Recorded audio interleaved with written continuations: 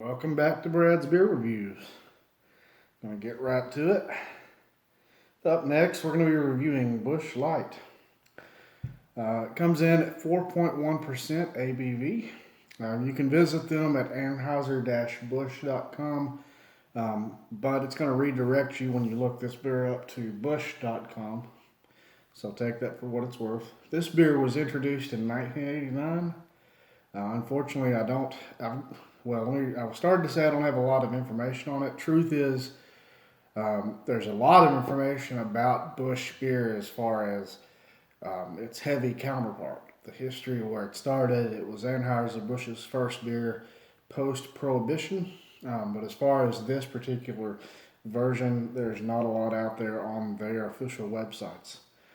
Beer Advocate gives it a 49 overall, 41 by the Bros. There's no overall rating on Rate Beer, and it gets a 1 in the style. Now, I've drank quite a bit of this in my time, and I've never had an issue with it, to be honest. But in saying that, I'll also say that most of the time when I'm drinking this, I'm not thinking about the taste of it. This has always been a social setting kind of drink, and where you drink multiple and you're not so much thinking about quality or flavor. But I never thought it tasted bad. So, all right. So the look on it is very, very light golden. It's pretty clear, very carbonated. I've got less than a finger of fizzy head here. We all know that'll dissipate fast. That's a characteristic of these beers. But that's all there is to it. See what we get on the nose.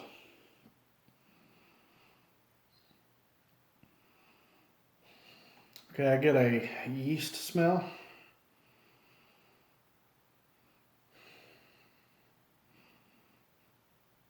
I feel like I smell rice. I'm going to assume that it's made with rice because I know that Bud Light and Budweiser use rice as the adjunct. So I think that it's probably in here too. It's a very clean smell. There's almost no smell to it at all. Non-offensive, but just, nothing that's going to hit you in the nose there. And look, the head's already gone on it.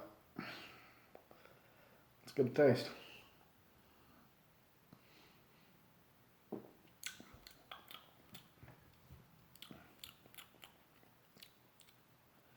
Very clean taste, nothing offensive about it. I'm getting a little white bread, that yeast off of it. Hops are just non-existent. It's very light on the mouth. Of course, that's to be expected with a light beer.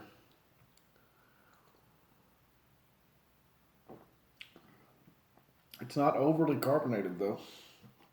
That's surprising. Let's see if there's a...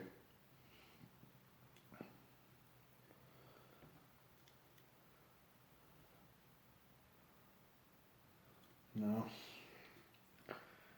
No date on this one.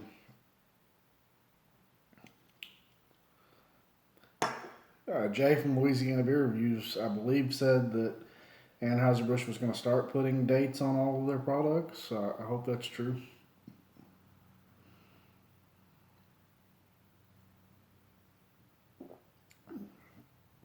I'm gonna be honest, guys. To me, there's nothing wrong with this beer. Um, Now, would I pick it over a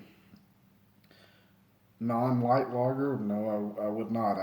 Especially here recently, since I've started doing reviews, and it's doing these reviews is as much for me as it is for guys that like watching them. To be honest, it's made me think more about what I like in a beer, and you've heard me say that before. And so, since I've started doing these reviews, I gravitate more towards a just regular lager if I'm going to drink this style. Coors, Old Milwaukee, Hams, things like that. But I would not turn a Busch Light down if it was offered to me.